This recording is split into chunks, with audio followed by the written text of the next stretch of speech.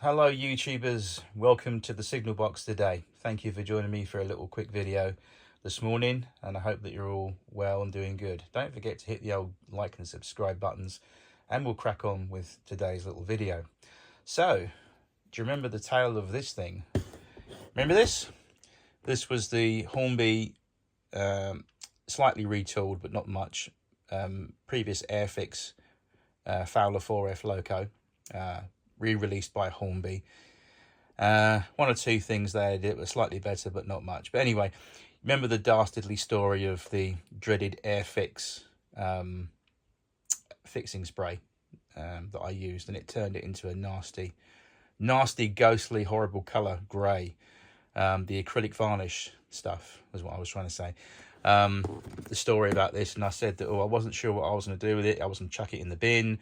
I was going to cannibalise it for spare parts to do something else. Well, I actually gave it a little respray last night after faffing around at gone 11 o'clock last night with the airbrush and compression, and basically I had a few teething problems with my airbrush. As you do. I started about, I think, 8:10 last night in the evening. I thought I'll fire up the compressor. The airbrush, as far as I knew, was working okay. Hooked everything up, and then it just wouldn't spray. And I thought, oh no. So then I found out what had happened. I made a huge error. I actually mixed some rail match paint, which is like it's an acrylic stroke enamel stuff. It's not shiny enamel, it comes out as a matte finish, but anyway, it's a matte finish paint. And what I mistakenly did, I mixed it with Humbrol acrylic thinners. And when I was mixing it in the cup of the paintbrush, the airbrush gun, should I say, when I was mixing it around, it had the effect of if you put cooking oil on the surface of water, it just floats to the top. And I was wondering why it's not mixing at all. It's not mixing as it should do. It should look like milk in consistency, and it's not mixing. And I ended up really buggering up my airbrush gun. So I spent about 3 hours cleaning the needle, the protective tip that covers the needle inside the airbrush gun, all sorts of problems. Anyway, I did finally, after about 3.5 hours faffing around and really just almost giving up, I managed to get the airbrush working, and I've repainted this. So I'm going to take this out of the box now, and I'll show you what she looks like now. Okay, well, there she is, having been repainted into a matte black finish. It's not got the shiny finish that Hornby put on it. It's got actually a nicer matte finish to it, which I think looks quite nice there. Overall, it hasn't come out too bad. It's not 100% perfect, but it's certainly a lot better than that horrible nasty grey thing that was ruined by that Humbrol acrylic spray. This is looking now much more acceptable. If you look closely, for example on the tender, you can just about make out through the paint finish the line and wheel emblem. It is there underneath there. I can see it. I'm not sure if you can see it, but it is there. And on the side there, the numbers aren't really visible there, so I might have to renumber those. But overall, it's looking much more better. Something a bit more acceptable. So I've completely resprayed this, as you can see, and I think it looks much better now.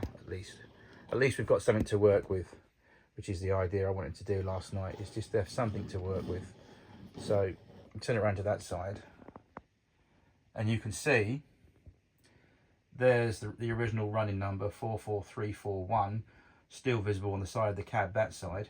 Looking at the tender, there is the line and wheel crest just barely visible underneath there.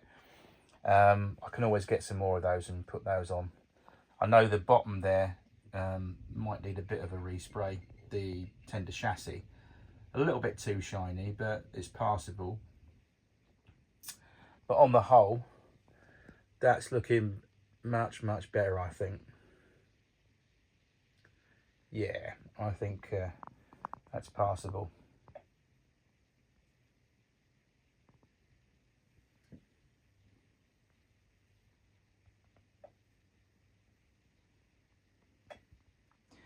I think that's all right. I think she'll do. Like I said, it's better than when it was. If you go back and skip through the channel videos, you'll find the hideous horror story that happened because of that wretched Humbrol acrylic varnish spray. Ugh, bloody stuff. Anyway, running wise, I mean, this thing at the moment has got no motor in, so that's the reason why I wanted to respray it. Yes, I've got to renumber it probably and get some more line and wheel crests for the tender and some running numbers, but generally at the moment she's resprayed and she's ready to be remotored. At the moment there's no motor in this, so as you can see, that clicking noise you can hear is just the pickups on the back edges of the wheel there. She needs a little bit of a sort out, but on the whole she's reasonably free running. It hasn't got any lubrication on this at the moment, that's why it's a little bit here and there, but that needs a little bit of lubrication and a little bit of sort out with the contacts, because what I've done basically is taken the what is it now, the tender chassis from that one, from the old one should I say, and this has got the tender chassis from the Airfix style motor. So if we flip it over, just really quickly to explain things, what it needs doing. So all those 6 wheels there have pickups underneath the keeper plate, which is that long thing here. Underneath here there are 6 wipers, 1 for each wheel. They are making contact, they just need a little bit of tweaking because they're catching the spokes in the wheel a little bit, I can hear there. The tender has got the original motorized chassis wheels on it, so there's no motor inside this thing. So what we'll need to do is most likely is to source a second-hand on eBay Airfix 4F motor.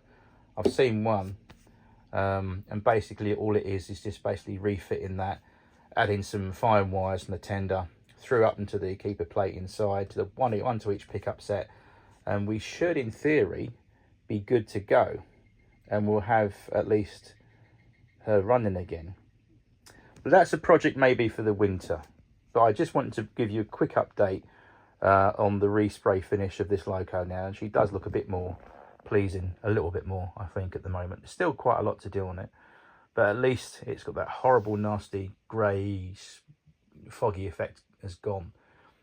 She's back to black, and believe it or not, I think that's a nice finish. That's actually a nicer finish, because the Hornby version on, where is it now, in the box, that's too pristine and shiny, as you can see from their factory photograph on the box there. That's a little bit too shiny, whereas that's more realistic, that's more nicer. So yeah, that has turned out pretty half decent, I think. Anyway, that's that. So what we'll do now, we'll just leave this for another day. So it's an ongoing project, so we need to put a motor in this. We could put a motor in the loco, but I'm not going to, because that would mean requiring to have tender pickups, and we've not got a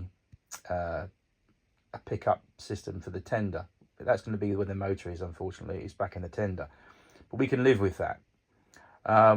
What we can do is get a motor for this, and then get some fresh cab side numbers, a line and wheel crest for either side of the tender, and then we can, once we've got everything good and gravy, we can start spending a bit of time and super detailing this little thing, like putting some lamps on the front there and some bits and pieces, move some fire irons on the top, I don't know, a footplate crew, some bits and pieces on there. But anyway, that's where we're up to with this. I'm a happy chappy today because I've just done some pre-orders with Rails of Sheffield.